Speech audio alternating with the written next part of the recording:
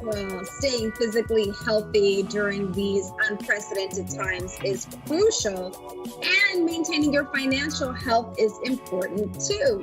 So, how can you keep your finances in order during these uncertain times? Well, Davis is the Chief Marketing Officer with our sponsor, Michigan State University Federal Credit Union. Welcome, Deirdre. Thank you.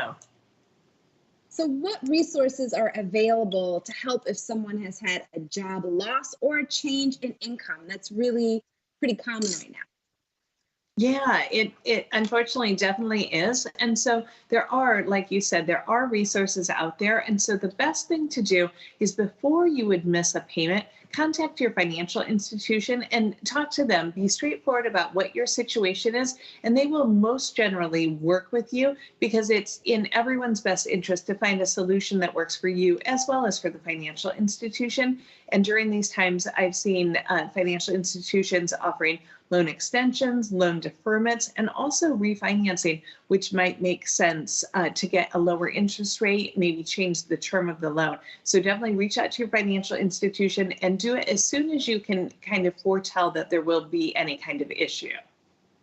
All right, so now you mentioned lower interest rates. Let's talk about that a bit more. Does it make sense for someone who is still employed to review their current loans? Yeah, so this has been a really great time for exactly that. So sometimes when people have these great changes like we're experiencing, it's a time to take a look and review different aspects of one's lives. And the financial aspect is definitely one to look at and review on a regular basis. So not just during a pandemic time, but even if you're employed, it's a great time because interest rates are low. So take a look, maybe it's an opportunity for you to refinance your auto loan into a lower rate, which would give you more cash flow. And then you can use those funds maybe to save for an emergency.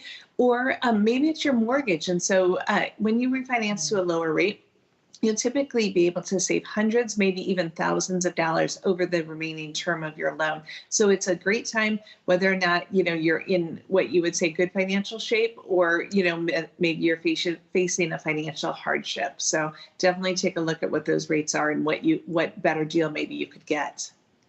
All right, great information. So what other strategies should people use and focus on to ease financial stress right now?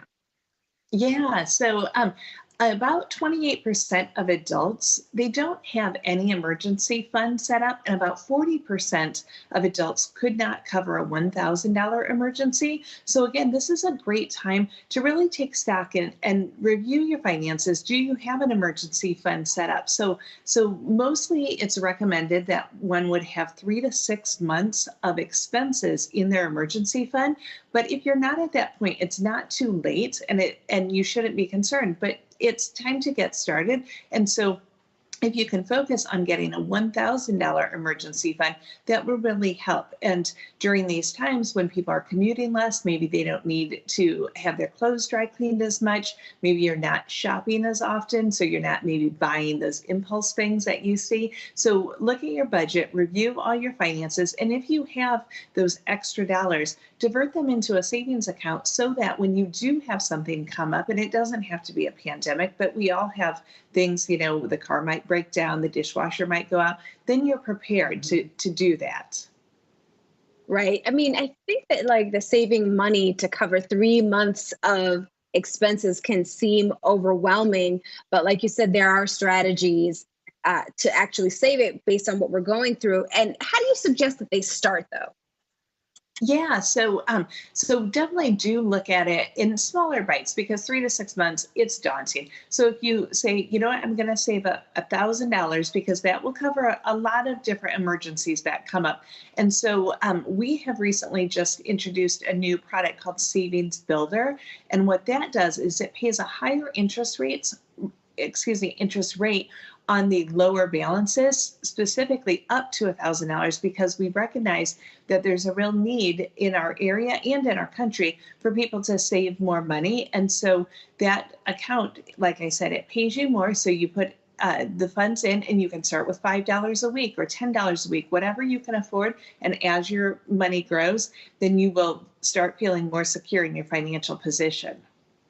This is awesome. Deirdre, thank you so much for joining us. Always great information. Thank you. Glad to be here.